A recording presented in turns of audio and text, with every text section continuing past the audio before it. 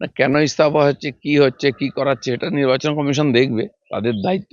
তারা তাদের দায়িত্ব ঠিকমতো পালন করেছেন কিনা, তার জন্য অধিক পয়সা দিয়েছে তাদেরকে, সেই জন্য সারা ভারতবর্ষে যদি বিএলও হয়ে কর্মচারীরা কাজ করে সফল করতে পারেন, এখানেও করা উচিত।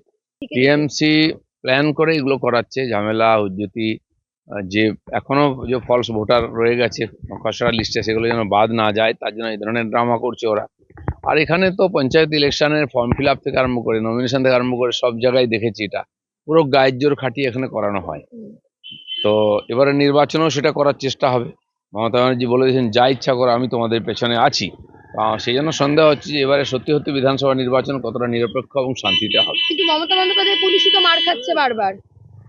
মমতা বন্দ্যোপাধ্যায়ের পুলিশই তো মার খাচ্ছে, এই যে জায়গায় জায়গায় চাকুলিয়ায় বিক্ষোভ হলো, সেখানে দেখা যাচ্ছে পুলিশ মার খাচ্ছে। পুলিশ তো পার্টির ক্যাডার হয়ে গেছে, পুলিশের কি নিজস্ব অস্তিত্ব আছে? কোন কাজটা তারা করছে? সাধারণ মানুষ তো পুলিশের উপর ভরসাও করতে পারছে না। আরজিকর থেকে আরম্ভ করে বিভিন্ন ঘটনা এটা আমরা দেখেছি। তো সেজন্য তাদের মার খাওয়াটা তো দায়িত্বই আছে, কাজই আছে। বড় বড় অফিসাররা মার খান, তো দুষ্কৃতকারীদের নিয়ে রাজনীতি করলে আর পুলিশ তাদের সঙ্গে দোস্তি করে, মার তো খেতেই হবে।